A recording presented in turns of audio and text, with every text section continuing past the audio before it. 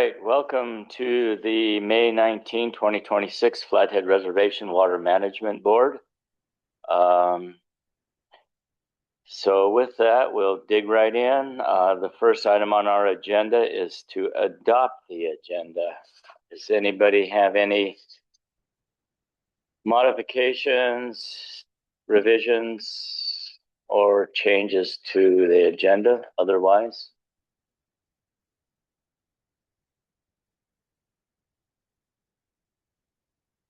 Mr. Chairman, motion to approve the agenda or adopt the agenda.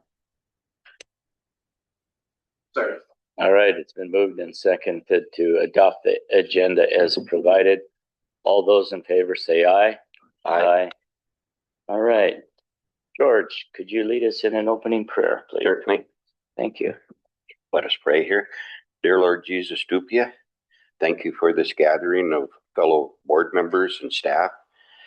Be in our hearts. May they be filled with the joy of your love. Help us to make careful, wise decisions.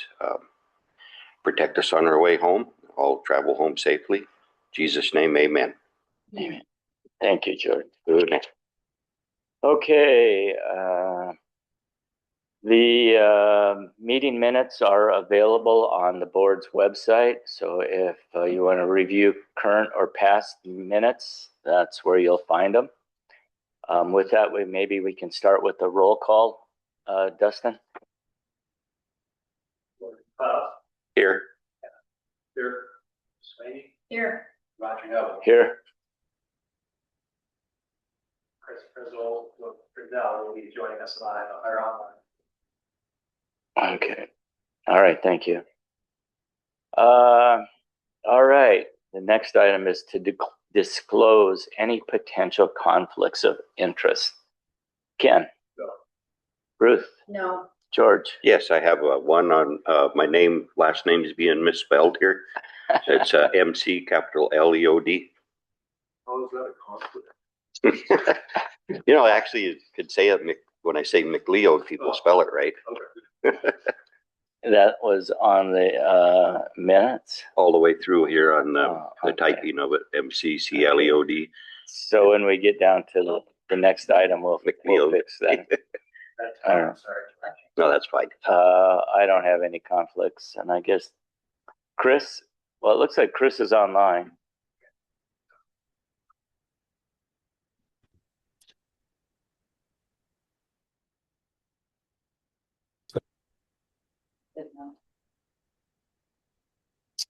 Okay, I think I'm here. Yeah, all right. Let it minutes reflect that Chris joined us at 1:14. Chris, one item we were just on was to disclose any potential conflicts of interest. Do you have any conflicts? No conflicts. Thank you. All right. So the next item then, we're all good, no conflicts. Is board adoption of the minutes from April 21st, 2026. Everybody wants to take a minute to review the minutes.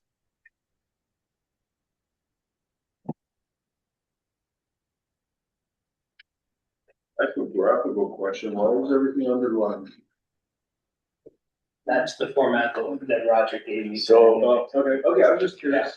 so by this new format is so that it shows when you go back and look at them online, you can click on those and you'll just takes you right there.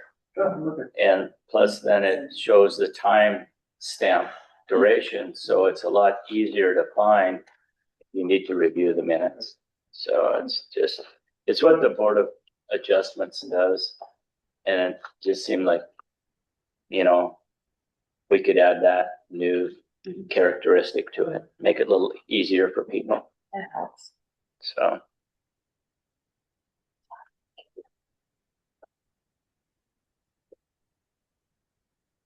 All right, is there a motion on the minutes? Yes, Mr. Chairman, I'll make a motion to accept the minutes of 4/21/2026 with corrections to the spelling of McLeod. I'll second. All right, it's been moved and seconded to accept the board minutes as modified. All those in favor say aye. Aye. Aye. Thank you. All right, public comment. This is for items not on the agenda or non-agenda action items. Is there any public comment in the audience for anything? I don't see any. How about online? If there's anyone online who has a comment, please raise your hand and I'll allow you to speak. No public comments. All right, no public comments, so we will move on to item number 3, which is DNRC presentation on ownership updates by Pela Hoyt. Hello, Pela. Hi everyone, can you hear me? We hear you loud and clear. Okay, all right. My name's Pela Hoyt. I'm the program manager for the Compact Implementation Program for the state, and I originally was just going to have until 1:30, but actually have until 1:45 today. So if not quite as little bit of time as I was expecting, or I have a little more time than I was expecting. And then Pat Lauritsen was planning to be up there today for the meeting, but he got delayed on his trip back from the East Coast, so he's still in Minneapolis and hoping to make it home this evening, but he was sorry to miss the meeting in person. So I'm gonna today I will explain just briefly the different types of ownership updates, the jurisdiction for ownership updates on the Flathead Reservation. I'm going to say a little bit about RIS enhancements and permissions, because that ties into this work, and then let you know what the current status of those RIS enhancements and ownership update work is on the Flathead Reservation. And just please stop me anytime if you have questions. Just because we have one new member since I was here last. Hi, Chris. I look forward to meeting you in real life and so glad that you have joined the board. Thanks. Nice to meet you too. Yeah. Just a little bit of background to get us started. When we say the RIS, we mean the Water Right Information System. And the RIS, technically, it includes the scanned documents. It includes our whole system of records and record keeping. But generally, when we talk about the RIS, we mean the database that is used to record the water rights and administer water rights. And then RIS enhancements. Enhancing the RIS is the process of making changes to the database, either to reflect improvements in the system or changes in state law. And for our purposes, RIS enhancements means updating the database so that it can reflect the distinct water right types that are described in the ordinance on the Flathead Reservation. We work with a contractor with the name Respect in the process of doing this work, so you'll probably hear us mention Respect, sorry, no T, while we're talking about this. And just generally, RIS enhancements, they're very labor intensive, and they take a lot of time for us and for Respect and for the FRWMB staff, also pretty expensive as well. But they're something that you want to only embark on when you're really absolutely sure that that is the change that you want to make to the database. And so then the permissions work is the process of enhancing the database so that the software aligns with the jurisdiction of each party. The way that the database is set up, DNRC staff are allowed to do some work and then they're prevented from doing some work. FRWMB staff can do some work, prevented from doing other work. And so a lot of times our permission work is creating little doorways in between those walls so that we can each do the work that we need to do that aligns with our jurisdiction. And there are, as part of this work, the different types of water rights on the reservation just play a big role in us being able to describe what enhancements need to be made and make sure we're doing them in the right way. And so the two water right types that FRWMB administers on the reservation are the water rights based in state law. We often call those just state-based water rights. So those would be statements of claim on the reservation, so water that was put to use before 1973, not including the tribal water right. And then also water rights, water that was put to use after 1973. So these are going to be groundwater certificates and permits, things that were administered by the state and by DNRC. So there's all of those state-based rights on the reservation, and those are administered by FRWMB. And then the other water right type going forward from 2021 are what we call the F-type rights, or the FRWMB issued water rights. So these are all of the water rights that you all are issuing on the Flathead Reservation. And so, you know, the vast majority of all water right administration on the reservation is done by FRWMB, but there's one area where DNRC has retained some jurisdiction, and that is just for completing ownership updates on fee land.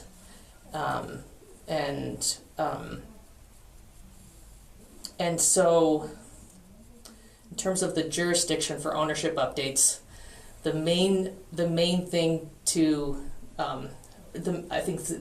the main thing that kind of guides jurisdiction and the RIS enhancements is whether or not the land is owned in fee or in trust. So fee land is land that's owned by non-tribal members and owned in the same way that they would own land off of the reservation.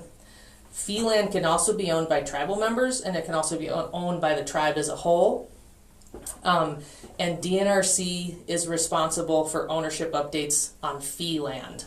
So it doesn't matter if the ownership update, if the water right was issued by FRWMB, it's an F-type water right, or if it was issued by the state before 1996, when the state stopped issuing new water rights on the reservation.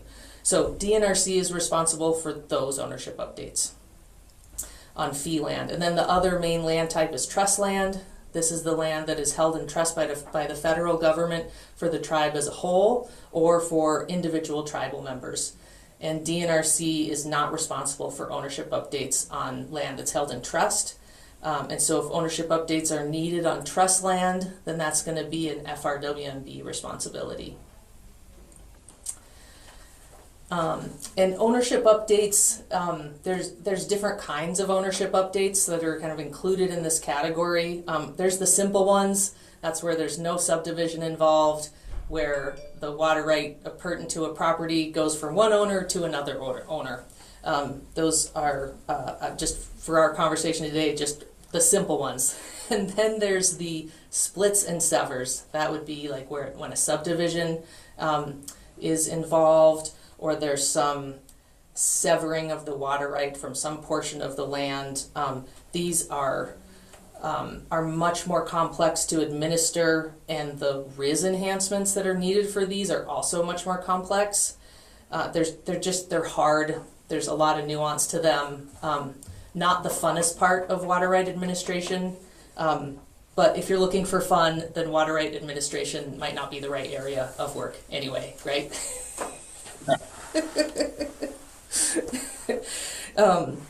So in terms of the current status of permissions and RIS enhancements as it relates to these ownership updates, so right now DNRC is completing some ownership updates on fee land on the Flathead Reservation, but not all of them.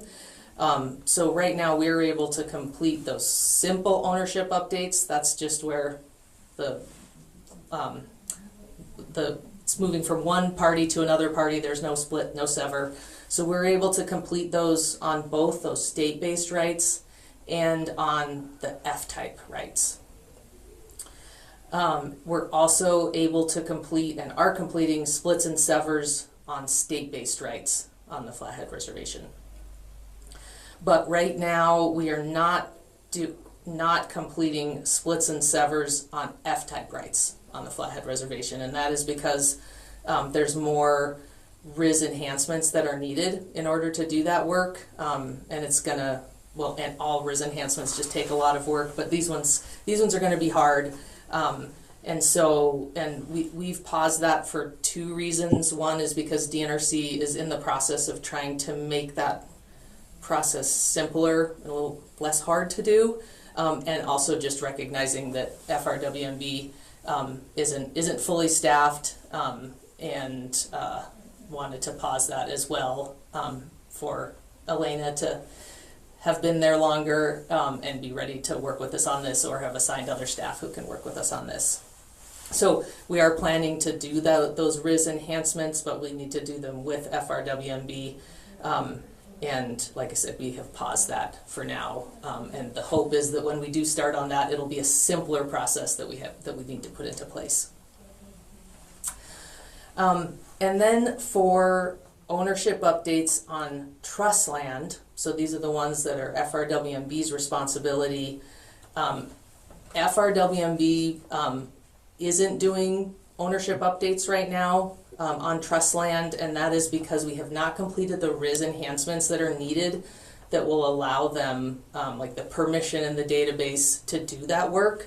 And so they're not doing ownership updates pertinent to trust land, not doing it on those simple ones or splits and severs.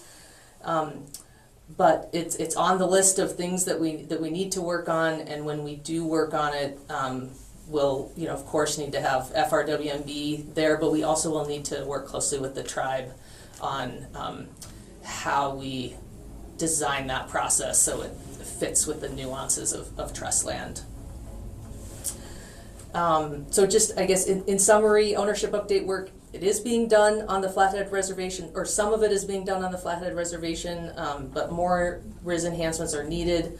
Right now, DNRC is doing ownership updates, both those simple ones and the splits and severs on state-based rights, pertinent to fee land, and we're also doing those simple ownership updates on F-type rights, not the splits and severs. And then FRWMB is not doing ownership updates on trust land just because the RIS enhancements are not complete yet. And we'll be working with FRWMB and the tribe in the future to develop those systems. Does anyone have any questions? All right. Yeah, thanks you, Pela, for that. Any questions for Pela? So just a little bit more on background here too. The compact specifically states that we use the DNRC database, or we adapt it. That's just was written in as part of one of the stipulations in the compact. And we've been working for 3 years, I guess, on trying to get RIS up and functioning. And when we initially started, we had one former DNRC employee that was really familiar with it, and then James Franks and Ethan Mace both had some background, so they were part of all of that, building the storyboards and getting this up to the point it is now. And so in one sense, none of those people are around anymore with that expertise. So in one sense, it's a good idea to hit pause, get people up to speed on that process, because it sounds like there'll be more storyboarding going on for some of these types of water rights. Yep. Yes, there will be. So that does make sense to give it a little time to get up to snuff on that. What kind of time frame are you anticipating as far as getting the next step accomplished? For the splits and severs on fee land on F-type water rights, we will be ready to start that work with you all by the beginning of next year. That's how long it's going to take for us to complete our revisions to the process, and I think that the wait will be helpful because it will be much easier to to complete that work once they've made they've made the process simpler. At least they tell me they're making it simpler. For the updates on trust land, at least those simple ones, I think that I think it would be helpful to start working on those this year. And we've started to do some of our homework just to try to understand more how ownership changes hands within trust land. We're going to meet with the tribe soon about that as well. And I think just whenever FRWMB is ready to engage on that, like I said, we're trying to do our homework and kind of get some background pieces in place. And I think it would be helpful if we could complete those enhancements by the end of this year. Just so that then once we complete those simple ones, then we can do the splits and severs work for both fee land and trust land at the beginning of next year. So I think it's in terms of in terms of getting to the end of the year and having the simple ones on trust land figured out. Let's see. I think by midsummer would be good to start working on those in earnest together, like July, maybe even August. Sounds good. Payla, maybe you could put together a kind of a milestone schedule of when some of these things will, maybe your target dates and time frames and whatnot. That'd be really helpful for us. Okay. And in the meantime, Elena can kind of decide who she wants to assign to this project, and what team she wants to use. And sounds like it's a good approach. So one other question. Yeah. Seems like there was some funding questions on this. I guess you must have found some money to get this respec contractor back on board and get this accomplished. We found some for the simple work, and then we are looking now for more funds to be able to do the work for next year. Okay. All right. Very good. But there still will be additional work that will need to be done. Yes, we're looking. Yeah, no, and we know that, but the last report that we got was, we're in the range of 95% there with our integration between FRWMB and the DNRC. So that's a huge accomplishment in and of itself. And getting this last ownership updates done, that's just a small piece of it. So there's been an immense amount of work done. And so we appreciate all your efforts on it. Any other questions by board members? Or Elena, you have anything for her?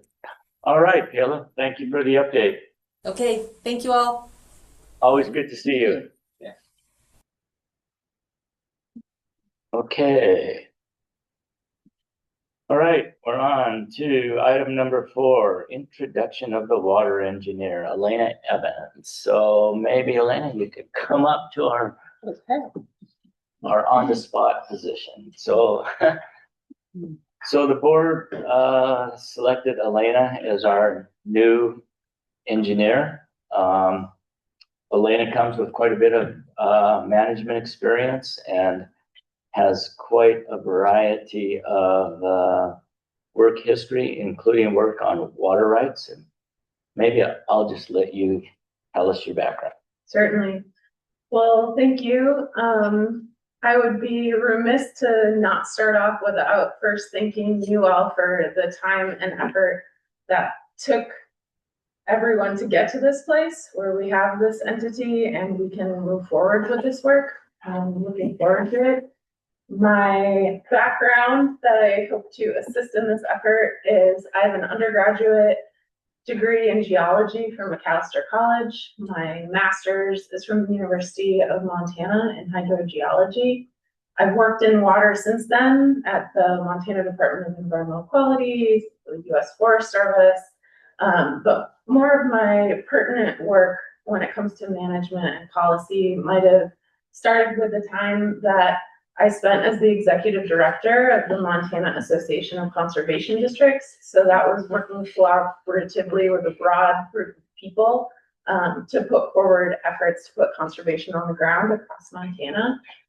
During that time, I managed a number of folks, and we went through some chart of accounts, fiscal year changes that might be useful as well. Most recently, I worked for Missoula Public Health, Missoula County, where I was in charge of our air quality, water quality, and junk vehicle programs. And I think that'll be useful because we did a good amount of enforcement in those roles with violations of the health code, air quality, water quality codes, and things like that. Yeah, I've spent a good number of years also on the Flathead Reservation, and I'm excited to work here now as well.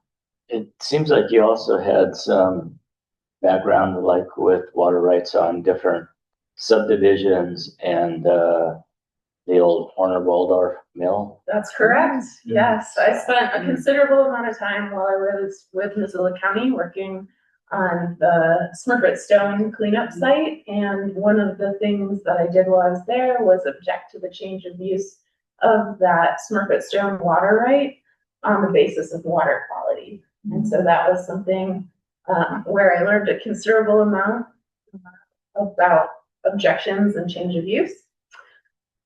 Also, with the more recent Broadwater decision, a number of subdivisions that were being routed through the planning department had issues associated with sufficient water supply. And so that was something that I assisted our planning department in putting instrumentation on the ground and following up with consultants and their respective analysis of that data to determine whether those subdivisions would have enough water and or impact neighboring wells and residences. So I'm looking forward to thinking about that in the context here and working with all of you in all that I have to learn and all that we have to do. All right, any questions or? Where's Forest Service? I was a hydrotech on the Lolo for a short time. Well, we're welcome you aboard. We're glad to have you here. Great background. Looking forward to moving forward. So. Thank you. Thank you. So when I said Horner Waldorf, that really tells That you how really old I am. And I thought you acknowledged that.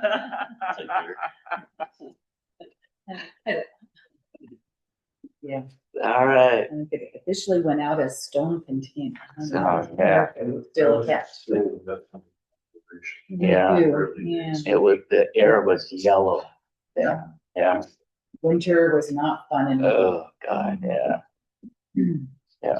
All right, we're on to board business. First one is board compensation for April 2026. And that's the salmon colored spreadsheet. Pretty simple. Looks like we only had one board meeting. So any discussion on that board compensation spreadsheet? No. No. All right. Public comment. Any public comment in the audience? If there's anyone online that has a comment, please raise your hand now and I'll allow you to speak. No public comments. All right, seeing no public comment, we take a motion to approve the board compensation for April 2026. Mr. Chairman, I move to approve with board compensation for April 2026. Seconded. Okay, it's been moved and seconded to accept board compensation as stated. All those in favor say aye. All right, on to board committee compensation. So but just footnote this with, you can see I have had quite a bit of involvement. That a lot of that was, there were some water right issues that came to effect, and I worked with the staff to get some correspondence out. I also dealt with some onboarding of the new OE, and then also arranging and coordinating interviews and for the water resource specialist person that was hired and doing the evaluation matrix and whatnot. So this, in one sense, I was kind of doing the engineer's job since that position was vacant. So that's really what this was related to. So I just wanted to clarify it, that I don't want to do this anymore. Neither do I. So anyway, I guess we need a motion on this. Public comment? Oh, yeah, any public comment? No public comment in the audience. If there's anyone online that has a comment, please raise your hand. I'll allow you to speak. No public comment. Okay, we'll take a motion now. A motion to approve the board committee compensation for April. I will second. Sorry. Okay, it's been moved and seconded. All those in favor say aye. Aye. Thank you. Okay, board committee assignments. That list of committee assignments in the packet. It should be. Mine should have been right after the compensation. Yeah, pretty good. Right under your green one. Okay, there you go. So we've had quite a few changes during the interim. Some of these, I thought it'd be good just to go through this list and see which ones we want to keep and which ones we can omit. So we might as well just go through them one at a time, I guess. So the first one is IT, and I think I was kind of spearheading that in the transition, with trying to, James Frakes was our primary IT person. He has departed. We've assigned Dustin that role internally, and pending Elena's review, but I don't see any need for me to be on that any longer. I think that's an internal thing rather than a committee thing. Yeah, I think we can So cover we that in. can drop that one, remove it. All right, we had our building committee too, that we did quite a bit of work on. Georgia was on it. I think she was, yeah. Got rid of her though. I Yeah, think that, like, And I IT would move to whatever management would perhaps come forward later. If there were things that need to be resolved. I don't know if it should be resolved, or just be inactive. Yeah. Just really not. Go dormant for a while or something. so I think George Minnick commented it was originally Clayton, Georgia, and Ken. Mhm. So Ken is the only one left. Is there anybody else that want to stay on that? Ruth, would you want to stay on that committee? Help us find a new office? Well, I'd love to be dealing with those decisions on that. I just feel like that's an operational matter that we would defer to Elena's leadership on that. So we're definitely in a situation right now as it is, so. So can I provide a little bit of background on this spreadsheet too? So this was updated at the beginning of the year, with board members who were on this board minus Chris. So that's why there are names that were taken off from previous board members and that fitted with current board members. I need a little bit more clarification so I can properly update this list. With the IT committee, what is the status that the board would like that to be? I mean, it can stay active as in it still is an active committee, but you might not be doing work on it at this point. Would you like to have it active or dissolve? I think that was one we were gonna dissolve. Okay. Definitely. Okay, with the building committee, that was for the purpose of having board members present that the engineer could bring issues to then bring to a public board meeting for discussion, or be points of contact for, right now, myself and CSKT and DNRC legal are trying to figure out if the board can actually own property. And instead of talking with a whole bunch of different people, it would be easy to just bring it to two board members to have that conversation and then elevate it to a public meeting if possible. So that was the rationale behind that committee, originally, but, happy to hear conversation. Yeah, we are still trying to figure out how we can own property or not. So there are some lingering issues out there.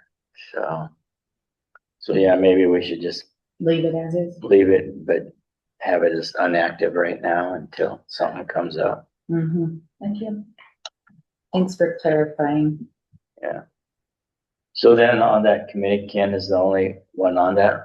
Did you want to be on it? I'm okay being on it if you want me to. Good, great. So Ken and George. And George has demonstrated he's a better public speaker than I. Movie star. Yeah, he's a movie star. That's right. Just doing my job.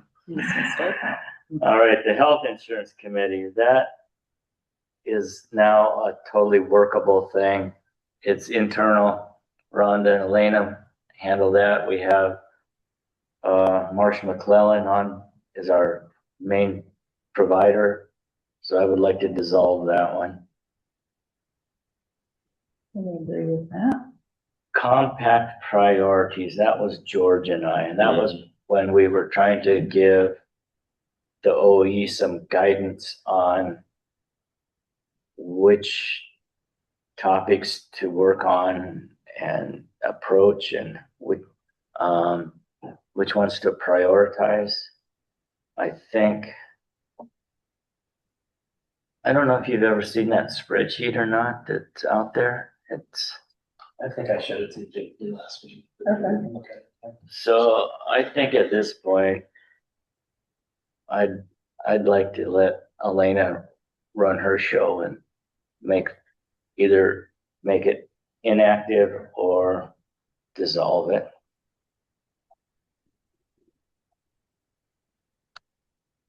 Let's see, it's all. Yeah, I'm good recommendation.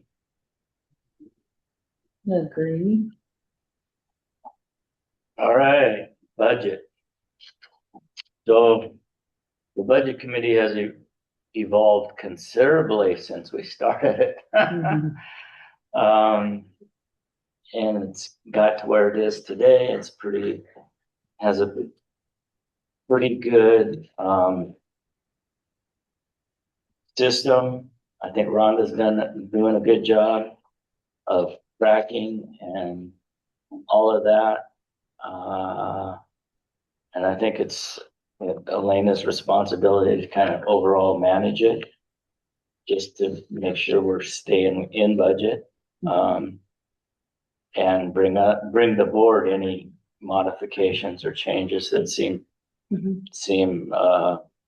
pertinent. So I guess I don't see any reason to keep that active, or I guess I would just as soon dissolve that one too. Agree.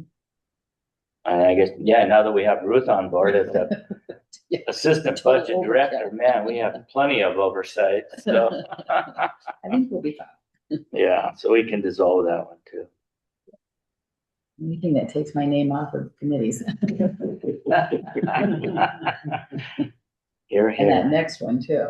hiring, yes, I think We're done. we've succeeded with the last edition of hiring the water resources specialist, we're done for a while until the next step. So I would dissolve that one also. Comment, are you sure you want to dissolve? Because we're not really through with the hiring. We are for the time being, but we're not really through with the hiring process overall. Well, that committee was primarily focused on the OE's position. Yeah. And then because that position was still empty, then we took on the water resource specialist position too. So now they're just staff positions that the OE typically handles. Okay. Yeah. Yeah. Wait, like that. So, but if you want to be on it, you can be on it. George and I will resign. One of the, like other reasons for having that committee was to select the fifth member as well, for that solicitation process. Yeah. So that was also part of that, which will eventually have to happen again. Oh, In another 4 years, huh, Chris? when am I over? All right, permit and change. That's an active thing. I don't see dissolving that. So, it's As long as important. you gentlemen want to continue that, Okay, it's an important thing to yeah. push forward on. You get tired and you need some more on there. All right, I guess we had a couple dissolved committees too underneath there that Oh, good. should stay dissolved. Yeah. So with that, I guess, That was just for discussion, Mr. Chairman. pardon me? That was just for discussion. I guess, did you have anything you wanted to add to that, Haley? Nope, I'll have an updated, committee spreadsheet. So really, we're just down to two committees. One will be, the building committee, which is inactive. And the other one is the permit and changes, which is active. Correct. Yeah. All right, I guess just general consensus on that. All in favor of these modifications, say aye. Aye. Aye.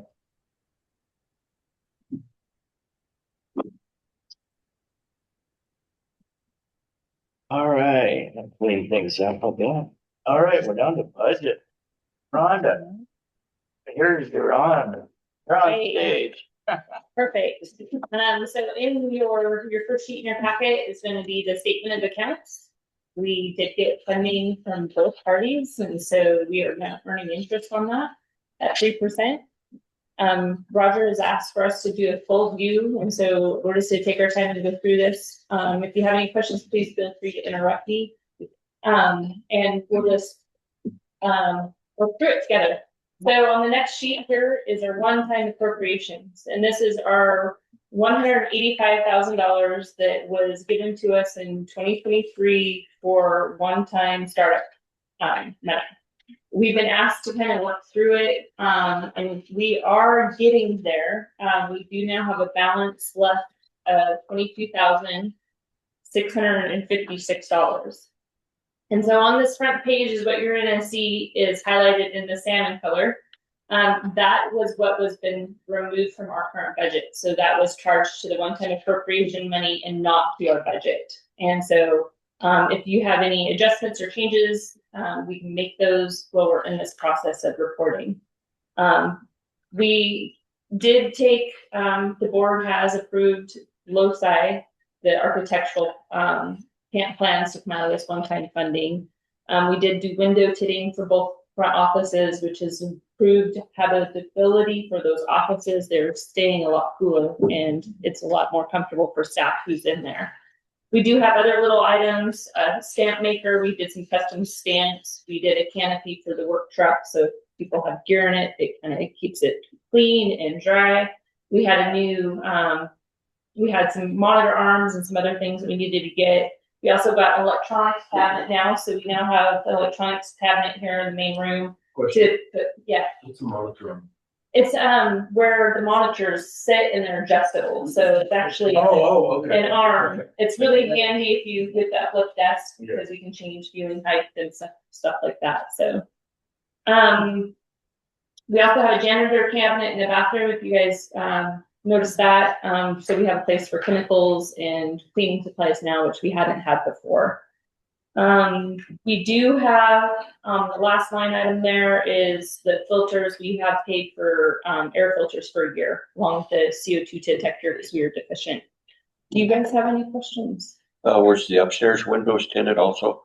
No, we had asked him to, and he looked at it and he said that there is no way it would look right.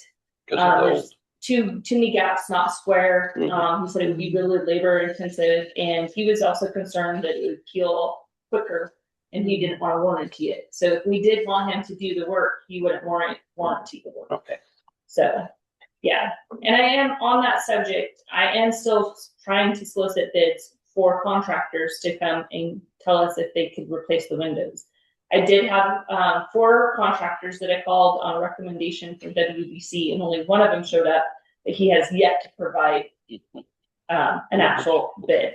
I will follow up beginning next week and see if we can get some more solicitation. I did call some companies in Missoula, and they would not drive up here for a bid. So still working through that. Okay, thank you.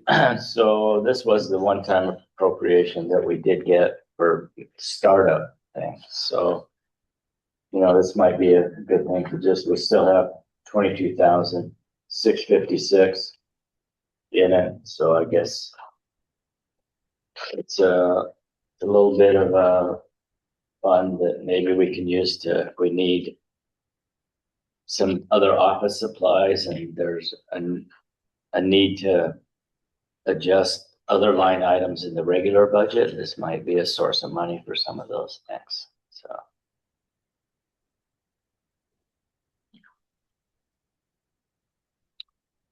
Any other questions for Rhonda on the one-time appropriation spreadsheet? Thank you for doing this. Okay, what's next on your? So next is the actual 2026 budget.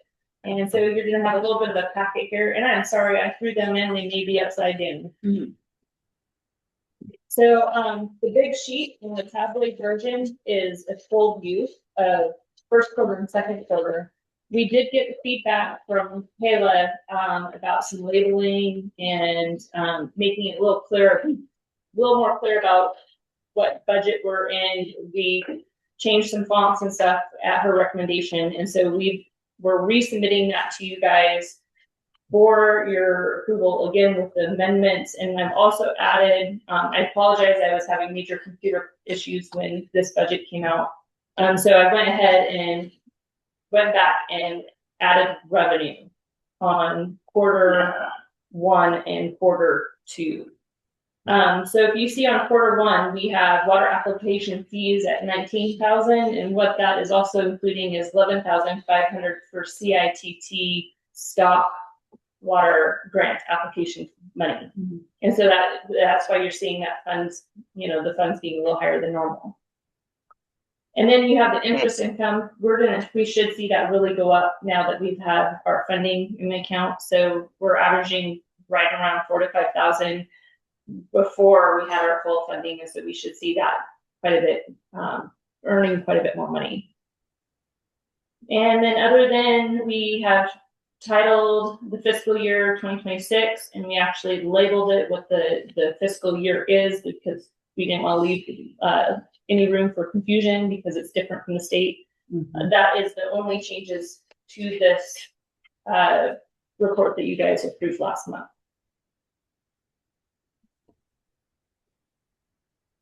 And then if you take the second sheet on this, we have a P&L. If you guys want to go through the P&L, I didn't have an opportunity to dive into it as deep last time with you guys. So we can break it down. If there's anything that's interesting you, we can dive into it and take a look. So it's attached to your quarterly report budget. It's got 2 sheets that's attached behind it with paper clip. And that's your P&L. And we can just kind of walk through that real quick, and we can go as deep or as surface level as you guys want to go. Like we said, we have water application fees for 19,000, including the 11,000. We have investment income. So we also have a gross profit from that, which that's just how it rolls with doing books. So We have payroll, and contracted employees and hourly employees. So we have for that quarter total payroll expenses, 118,000, for just wages. Then we have payroll expenses broken down into the next section. We have taxes, workers' comp, health insurance. We're running just over 11,000 for a quarter, 3 months for health insurance for the employees. We're going to see that probably go back up again with the vacancies being filled. Dental insurance is pretty well staying the same. We do have a better benefit now with Pacific Source with the health insurance, which is what you're seeing is the HSA now. That's how much company has paid towards employer-owned HSA accounts. Or employee, sorry, my mistake. Background check.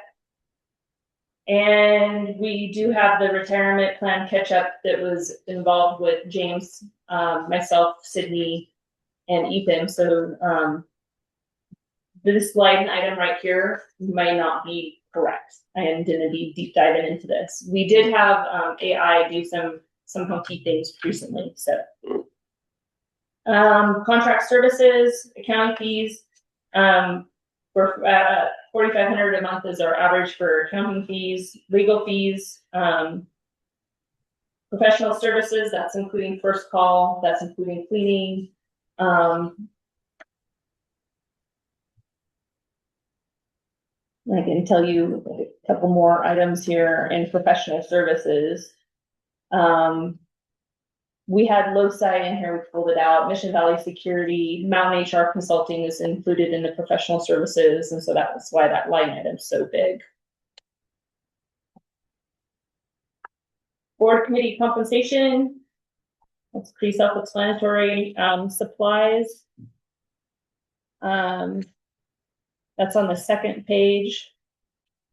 The reason why supplies was a little higher, let me pull that up so I think. So that line item is including office supplies, water delivery, replacement light bulbs, and some of the other stuff that we replaced all the light bulbs in the room and some other stuff that's in there.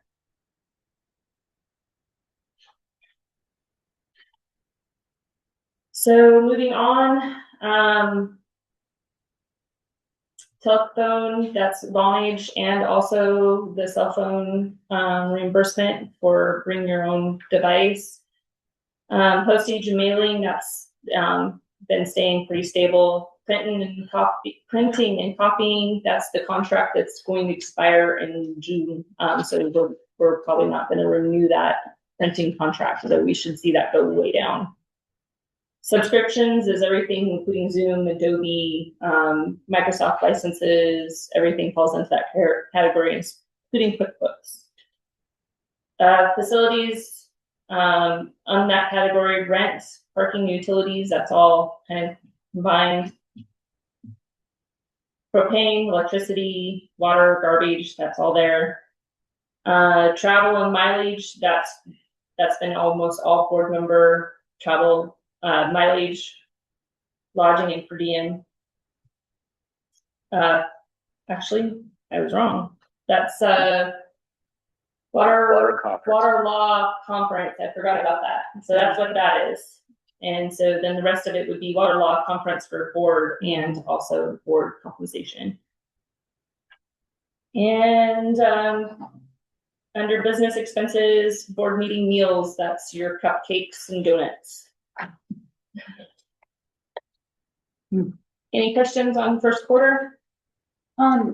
You said that the accounting is like $4,500 a month. It is, yeah. What are we contracting that for? So it was originally to help go through and help us construct QuickBooks from desktop into QuickBooks Online. And so Red Tail Accounting had expertise that we needed to transfer that over from CPA to us. As far as going forward, I see that as we get people in the office that are competent, we can probably look at revisiting that. I know that last budget cycle, I suggested maybe an accounting tech to maybe have that in-house and save the money instead of the $4,500 for a contractor to actually employ somebody. But I think the dependency on Red Tail is going down the more we get our books in order.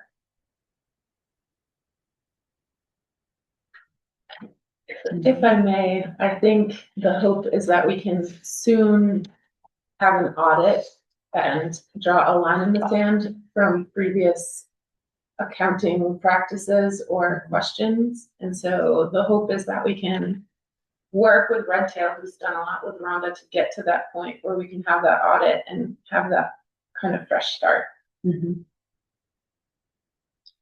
We are required to do that annually? No, Because we I looked for that. I'm like, Yeah. no. we had a few meetings with Greg Spar, Mhm. and that was one of his recommendations. And then, Mhm. and it didn't have to be an audit every year, just Correct. over the past 3 or 4 years, you know. Periodic. So, yeah, and probably the most recent year, you Mhm. know. So that's kind of, we're in the process of developing an RFQ for that. Nice. So, Yeah. so that's something we hopefully will get done this year. Mhm. Yeah, I would just note that, it looks like our expenses for the quarter, we are like right on our budgeted, estimates. We've got a little over $1 million, which is good to see. Knowing that it's gonna go up in the third and fourth quarters because we increased for the staff. So I think we're gonna be right at about what our budgeted estimates are. And some things in this budget doesn't have an actual line item. We had to meet the requirements of the funding parties and Right. Yeah. Always fun having to fit stuff into somebody else says. yeah, I deal with that all day. yeah. But yeah, you're very correct. We should be coming in at budget. Mhm. I think we're doing good and it's a positive report. I see it. Good. I would just make one final suggestion. Sure. And I brought that up before. The term indirect is really the fringe benefits. Is there some reason why you're being advised to describe it as that? No, we can change it. Yeah, I would suggest that we do, because I keep looking at it and then I make a meaning in there that is not the meaning at all. So I would just suggest that it be the fringe benefits. So that is something that, you know, operationally we always have to stay clear, cognizant of. Those costs are fixed and they usually just increase. You know. And I think that was it. I think the wording was a carryover, so we're not attached to it by no means. Oh, good. Okay. There must be a reason. Throws me out. Are you guys ready to move on to the new report? The new. Second quarter. Okay. So, sorry, with the agenda, there was a change to the quarter one report that does need a board action. Thank you. Yeah, let me just run that what there been. Yeah, so the revisions on this was a title and the header, stating the budget year 2026, and then also outlining what our fiscal cycle is. And then we also changed some heading and then added revenue. So those are the changes that have been made since you guys approved it. And one more correction, it will be September 30th, right? Is it? You are right. Yeah. I just looked at that because you. And so you said writing, you are right. They've I kept. think we're good now. I had September spelled wrong, so Elena caught that yesterday. Oh, yeah. Super good. Okay, board, so we have a revised budget for That was fiscal for our year information, right? 2026. These requests were based on, from the funding parties. Kayla made those suggestions via email that she would like some transparency on what our fiscal year is in writing on this. And then she also wanted to have a little bit more clarity on which quarter. So there's that heading of 12/31/25. Okay, Just to kind of make it a little bit more apparent. yeah, So that when the state says their fiscal year that's starting July 1st, is it their fiscal year 26 or 27? I always get that one. I don't- confused. Cause I know what ours is, but It would be 27, wouldn't it? Yeah, I believe it's them, fiscal year 27. that starts July 1. Yeah. Yeah. Yeah. I'm working to translate. Yeah, and that's probably, good reason why she wants some clarity. Right, yeah. That's good clarification. so we do submit these quarterly to the funding agencies so they know the status of them, so.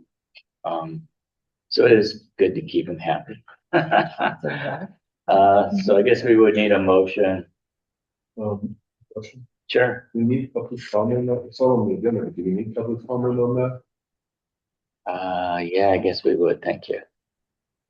All right, On the amended quarter one. Yeah, both of them, I think. yeah, well, I guess we need two motions for each, well, we'll need two motions for each one. A motion for each one, so. All right, so, we have a revised, first quarter fiscal year 2026 budget, with some things in the title changed and revenue sources defined. Any public comment? I don't see any public comment in the audience. So is anyone online who have a comment? Please raise your hand and I'll let you speak.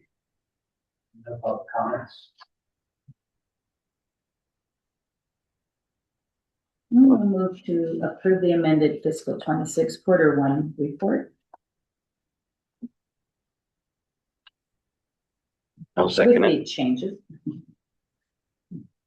It's been moved and seconded to accept the revised FY 26 first quarter report. All those in favor say aye. Aye. Opposed? None. Okay, thank you. On to quarter two. So this is your guys' first look at quarter two. Obviously we need to change 31st to 30th. So duly noted. We do have revenue in this one. We did have revenue from funding parties and also water application and interest. We can go as deep or as surface as you guys want to do.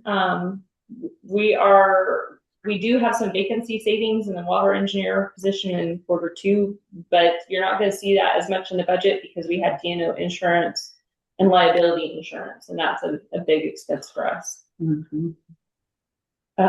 Still have a vacancy of the compliance tech, so we still have 100% funding in that line item. And we'll change indirect to fringe.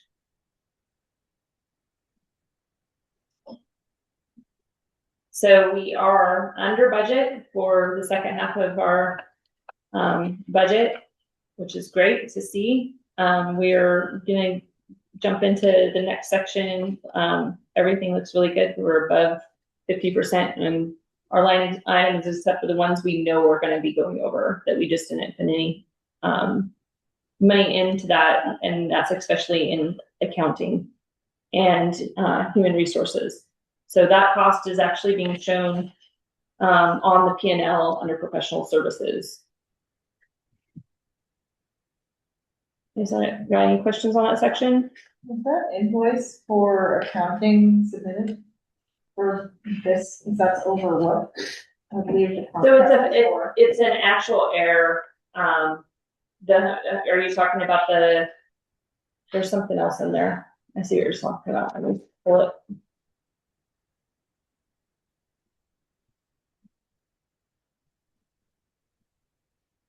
There's 1,500 over, so let's see what you're talking about.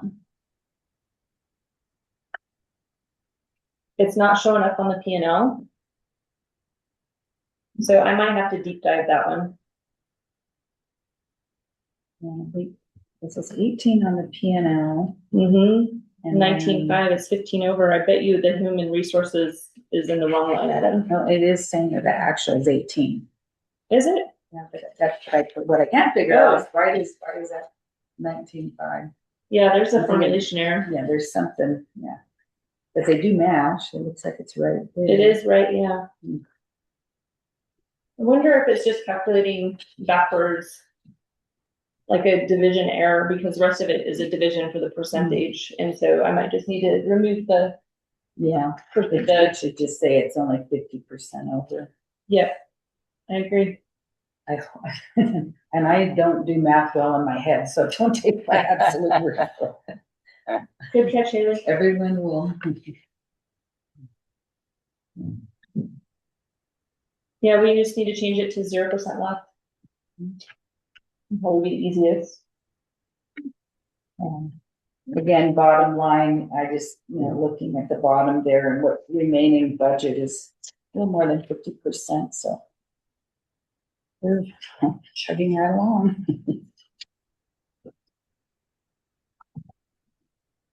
No more cookies and donuts, right? We're doing our part. We're doing our part, yeah. Did you want to go over the P and L, Rhonda? Yeah, we can go over the piano.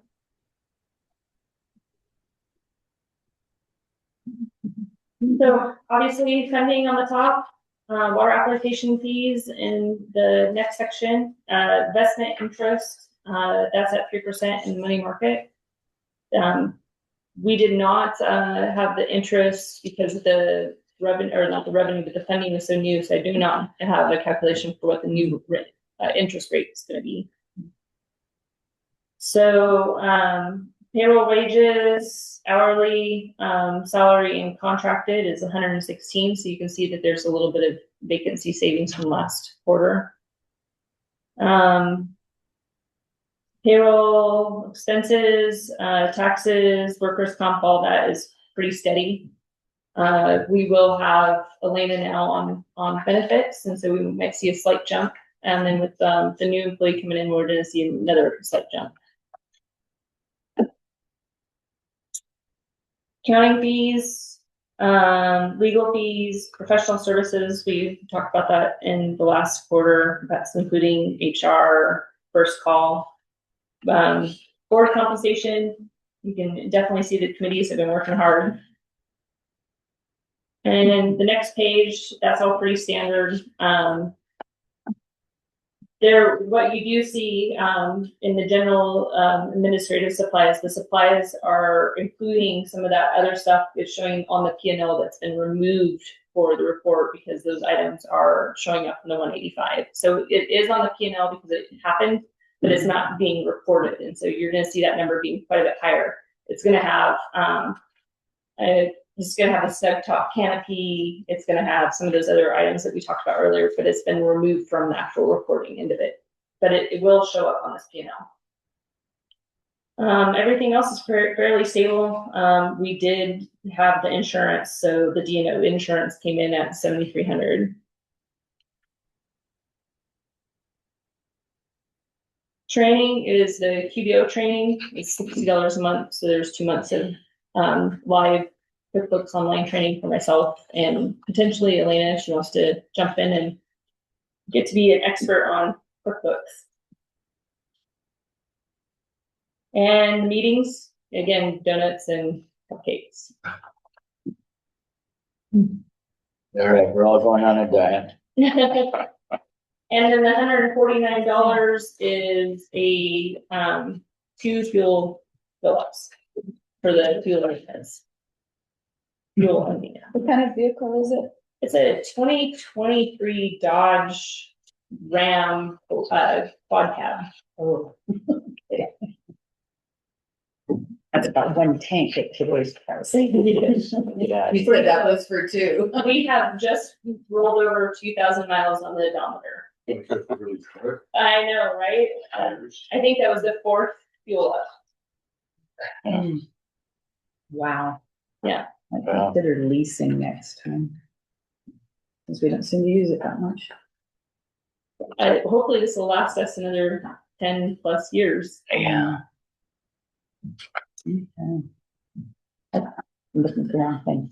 So yeah, the next sheet is the big sheet, and it's just a full view. There is obviously accounting needs to be looked out, so I will make some changes. This is for your guys' information. It's not something I will be submitting to the reporting body.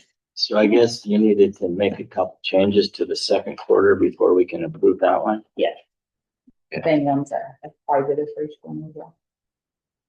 Like this word there and changes Plus a formulation error. and a formulation. It's installed one.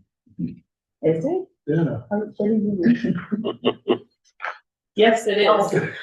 It got corrected on quarter one. It didn't get corrected on quarter two. For So, that quarter too.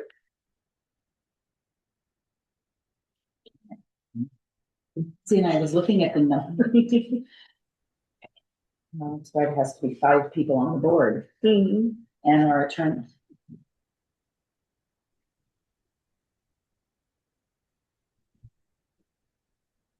I'll move to approve the fiscal 26 quarter 2 report with the revisions and corrections. Well, my understanding was that there's some pretty substantive changes that need to happen with the formulation error, so I would not recommend approval of quarter 2 right now. Okay. We'll withdraw the motion, Mr. Chairman. Okay. Guess we'll address that at the next board meeting.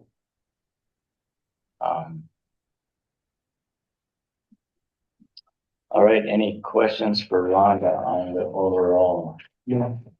Good sheet. So, all right, Rhonda, thanks for the update. Let's see where got a system in place. Mr. Chairman, we have a quick break. You bet. So it's 2:23. Should we meet back at I'm gonna start again at 2:45? Okay. 2:40, 2:45. Sure. I'm gonna go upstairs and look at those 2:40. windows. All right, welcome back to the May 19 board meeting.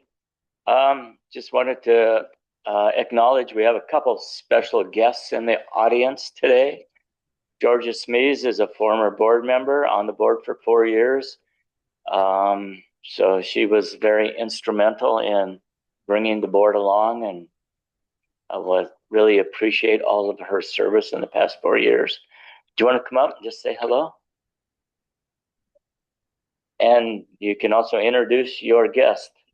So, hi everybody, it's so good to see all of you, and Elena, so nice to meet you today in person. I am here as an SKC faculty member. Today I'm teaching a class that's actually part of the hydrology program. So Chris, shout out to you and all your good program work. It's called Tribal Waters, and the student I have in class this year is Alex Johnson. And in getting to know Alex and what his professional interests are, he expressed he's really interested in the work that this office does. So I'll let Alex introduce yourself. Hi, yeah, I think I've kind of met most of you at this point. I'm a senior in the hydrology program. I've kind of spent most of my time learning about the sort of the science of hydrology, and I'm interested in learning more about the kind of legal side, the administrative side of it. And so it's nice to be here today to kind of observe this, to get to know you guys and see what you do. All right, nice to meet you, Alex. Thank you. I had Alex in my water law and natural resource policy classes. Okay. Yeah. All right. I guess Alex is also potentially being considered for an intern position with the board. It's my understanding. So we do have, with a couple contract employees that are no longer on staff, so there may be some funding monies available in that area. So anyway, and along those lines, yeah, I'd be happy to submit a resume and cover them. yeah, okay. Well, our engineer will be in touch with you. Yeah. Thank you. All right, Alex. Nice to meet you. Thank you, Yeah, Georgia. thank you. Hard to turn down somebody who actually wants to do the administrative side of things. Yeah, they don't come by every day. Please go speak up, Chris. All right, we're back to the agenda. I guess we should let the minutes show that we tabled the budget, second quarter budget, pending a couple revisions. So we will move on then to item 6-4. The first one is in a pay adjustment, and we will let legal and finance talk about that. Do you want to take the lead on that, Haley? Yeah, I'm gonna have Rhonda provide just a little background on, like where the pay adjustment came from, and then just like what the parameters of the pay adjustment are. And then I'll provide an update on, just how the board, took action on this item. So there was a pay increase, the first one that we've actually had put into the budget for the 2026 funding cycle. And what we did with direction from our funding parties was mirror what the state got, which was 2.5% over 80,000 or $1. And so that was built into the 2026 budget. I believe that I don't remember the exact date. Haley will provide that context for you. But it was in the fall that budget was approved, and when the board took a look at it with the pay increase in there. So at this point, we need direction on how we move forward with this pay increase. Yeah, so specifically, the pay adjustment was voted on by the board in its November 18th meeting of last year. And the action was specific to when the funds became available for FY 2026. So that's when that action is designated as when the compact parties submitted or transferred their funds into the board's accounts, which I believe happened last month. End of last month. So the reason why there's no formal board action on this agenda is because the board already took action on that in its November meeting. And so today would just be to have board consensus on the actual pay adjustment. Okay, so as I recall too, part of that was because this was kind of a cost of living adjustment. There had been nothing, we hadn't had any adjustments prior to this. And so in one sense, we were kind of just following suit with what the state of Montana did. So yeah, I guess it's all, like you said, it's already been approved by the board. It's just I guess the implementation date would be then the date upon receipt of the funding from the funding entities. So correct. And just to clarify, it would be the most, like the last date from when the last available funds were. The most recent date. Correct. So yeah. I believe the tribes were the last to transfer? They were. Okay, so whatever date that is would be the date of the board's action. And also to put a little bit of clarification on it too, or I guess to open it up for board discussion, this would apply to any new employee that would come in for this year, fiscal year, and upon qualification of probationary period. So. Okay. So for clarification, the CSKT paid on 4/23.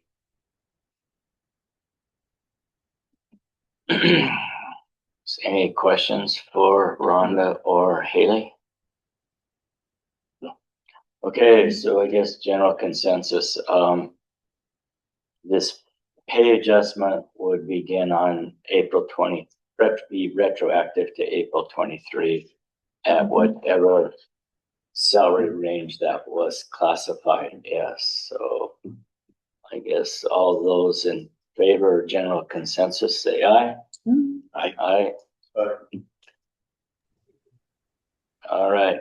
Chris, did you say aye or? Did I, yeah. Okay, thanks. All right, so we have consensus on that. The next, item then is Office of the Water Engineer updates. First one is, the Water Resource Specialist position. Elena, you want to give us a update there? Yeah, so Olin Houston is starting on Thursday of this week.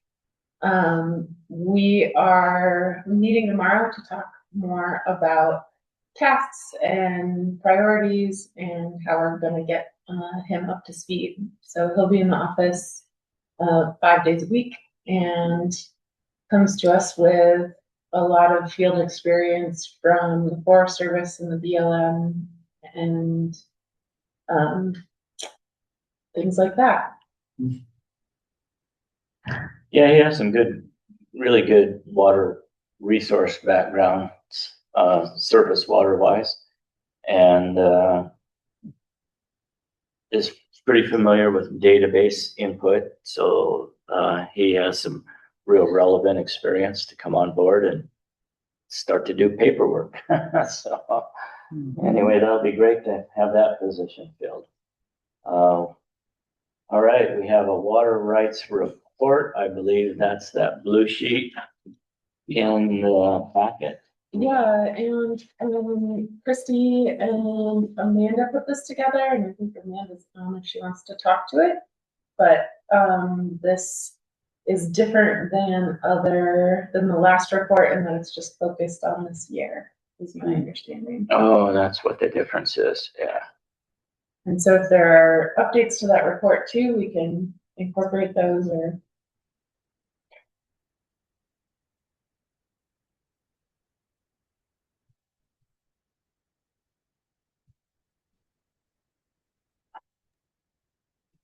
Might there be a way to share that on Zoom? Because I did not get a copy of that in advance, as far as I know. I will forward it to you as I just got it as well. My apologies. That's okay. So on the fees, are these just the one-time assessed fees? Yeah, I think the application fee is, what is it, $125 an application or $250 for domestic violence. Oh, Depends on the water right type. okay. So yeah, going forward, this is a one-time. That previous one we used to get had some history on it, and it was nice to compare with other years. So maybe you could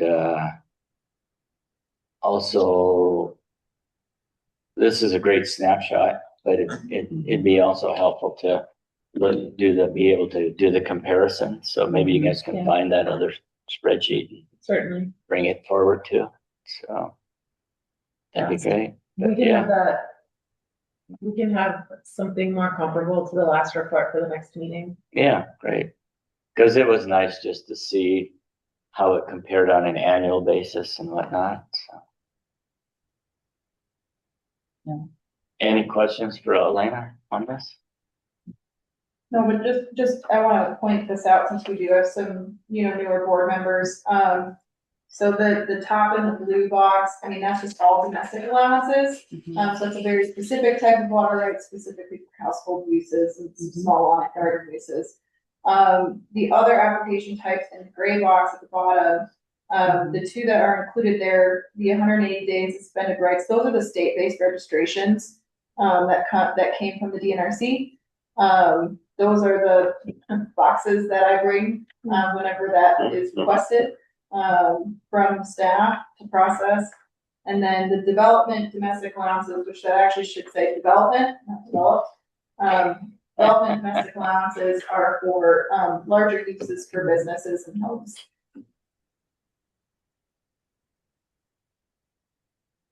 All right. So Thanks. I actually have a question. It's out of ignorance. You can educate me. If you, like, for instance, January says received 24, approved 13. What happened to the other 11? Are they still in limbo or? These are all great questions that I look forward to answering at some point. positing that because I would like. No, I get it. Yeah. Just for clarity, so the 13 that are on that column, it's for part A specifically. So domestic allowances it's split into two parts. There's part A, which is the initial application, and then part B, which is akin to a notice of completion. So there's quite a bit of time in between both of those. And so my guess is that there are some that are in that kind of limbo period between filing part A application and then waiting to file the notice of completion for part B. Okay. Yeah, part A is really a drilling permit. It gives them authorization to hire the driller and get the well drilled. And then once they actually put the water to use, then So they like file the a part. year or so. Pardon? That could be a year or so. It could be, yeah. And sometimes even the part A's get delayed because they can't find a driller because they're so booked up, so. And that's Or, why I phrased it out of ignorance. or partially might be too because those 13 were approved, but yet maybe they had to send it back for additional information or something. I don't know exactly myself, but I think that's some of the rationale. All right, well, good. Item 3 is office hours. So when we originally formed the board, the board decided that this is really a public service agency. And so we wanted to be open to the public 5 days a week during standard business hours. And then people took it upon themselves to modify that schedule. And I've seen the office hours be everything from 8 to 5, 8:30 to 5, 9 to 5, out for lunch. So I think we need to reestablish what we want the office hours to be. I think that it's my understanding many employees work 4/10s, so it's not that somebody's not here during that time. So I guess I would open up to a discussion for some guidance as to what the board feels is appropriate.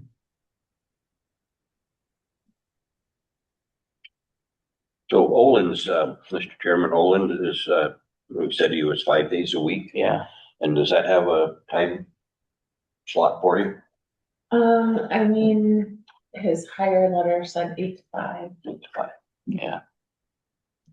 So when we have now, we've gone from 4 staff back up to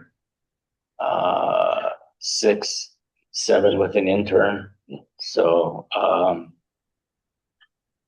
anyway, I think we're close to being fully staffed anyways. So I'm not sure if there's really anything to discuss.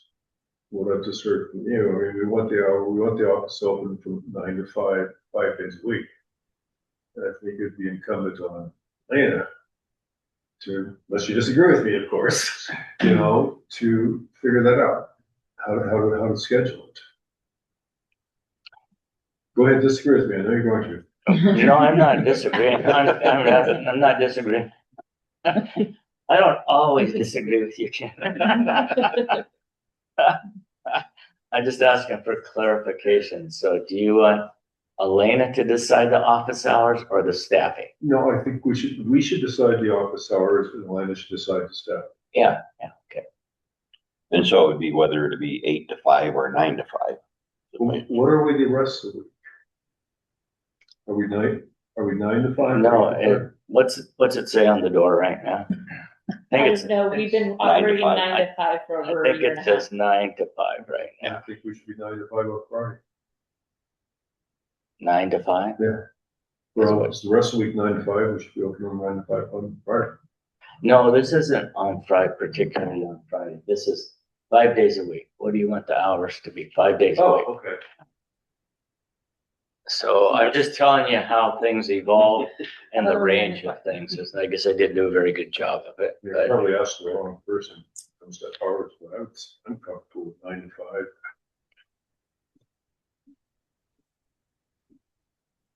what are CSKT office hours? We don't have core hours. That's where when I worked in the Forest Service, we had core hours, 9 to 3. I worked a crazy schedule anyway, because I was in school. But it sounds like the sense of the board is it should be 9 to 5, Monday through Friday. And management, as Ken has articulated, and I agree with it, it's up to them to stagger the staff throughout that 5 days. Because if some have been accustomed to working 410s, it's rather hard to kind of now say, oh, I need to switch you up now and have you do this. And people have, usually it's family and outside of work things that really can hang that up for them if they have to change. So again, deferring to Elena's discretion and seeking that coverage, because I do agree we should have there should be a warm body here if someone comes in the door, whatever day it is. Your bodies. Yeah, well, I mean, two. it'd be nice if there were more than one, but for sure one. I mean, people get sick. A small staff like this, that's the reality. Someone's gonna get sick, someone's gonna be away, and I don't want people to feel like we've handcuffed them to their desk. I mean, that's a good demoralizing thing to do. I've seen it too much. But again, I think if we're in agreement that we believe 9 to 5 is sufficient and has been working. And I'm in agreement, but I think safety purposes, we should have 2. Well, it's personnel policy that there's 2 people in the office at all times. That's written into policy. That's good to know too, because you're absolutely right. There's probably The people working 10-hour days, 9 to 5 is not going to be 10 hours, is it? We work 7 to 5. They'll work earlier, of Yeah. course, or stay later, but. Yeah. Well, I guess that kind of begets the question then, if they're here, then why don't we have the office open 8 to 5? What do you think? Interested to hear our management. I could think of situations where the people working here would not want to be the office open because they have stuff to do and they don't need interruptions. And now, get stuff done before or after your 9 to 5. Then 9 to 5, you're open as a public service. That's interesting. Yeah. I would kind of be interested in the staff perspective on that point you just made, Ken, whether they have close time to get stuff done. That can be really important for certain tasks. And the other question I might have for them to weigh in on is, what is the pattern of use from people who have been stopping by? Is it important to be open at 8 to 9, for example? That would be a primary question before people have to go to work and stuff, but for some people. But anyway, yeah, what's the pattern of use? Is there demand for early morning hours?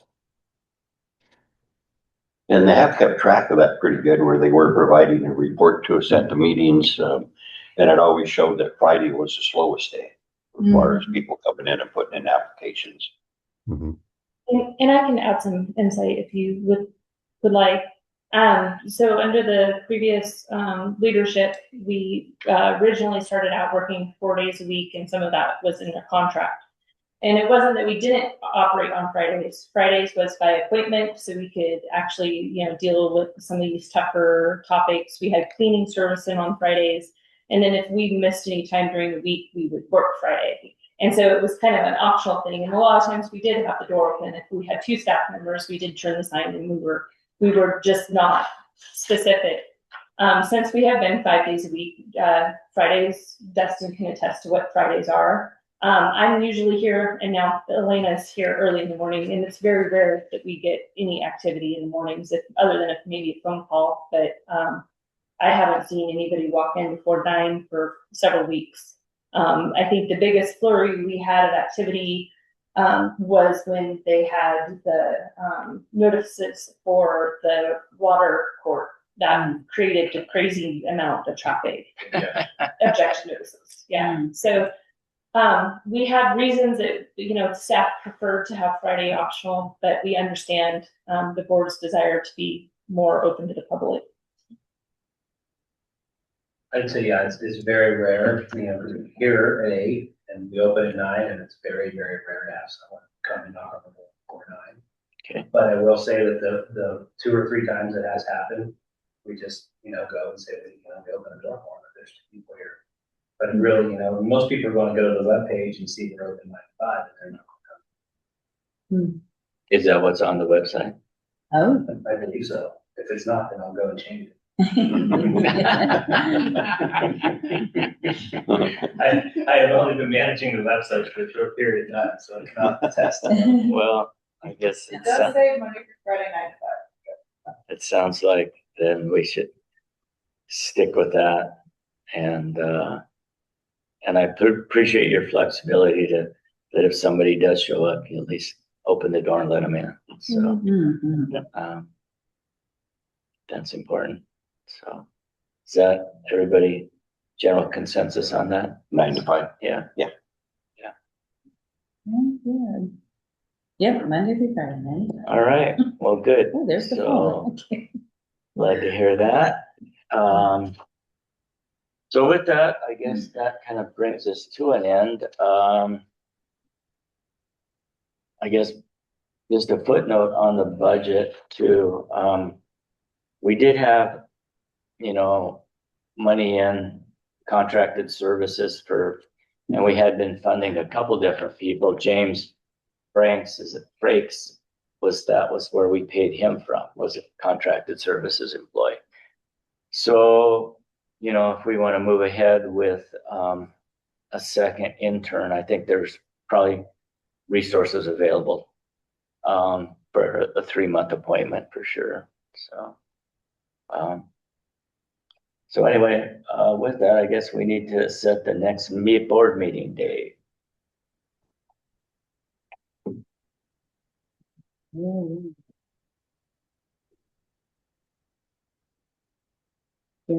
Will we go on the third Tuesday? Or is there an earlier or later time we needed to be? If I don't calendar this right away. Go ahead. No, Amen to I do that. not remember. So June 16th, we're saying? Yeah, I'm gone. June 26th. June 16th? June 16th? That's a Tuesday. Yes.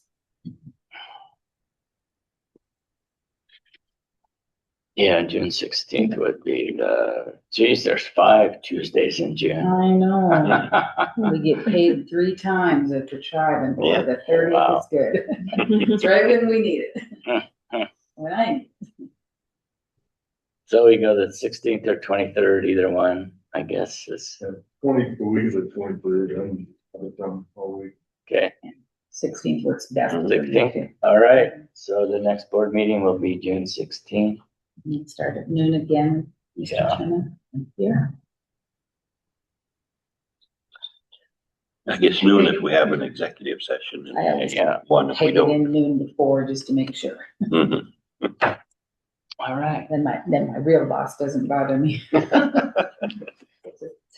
fun of it. All right. Any closing remarks? Haley, do you have anything? I don't. Elena, do you have anything? Nope. Thank you. Ken, Thank Ruth, you. George? I'm good. All right. With that, I take a motion to adjourn. Motion adjourned. Thank you. All right. Thank you, everyone. Thanks, Chris. Oh, Thank you. thank you. In Spokane. The conference is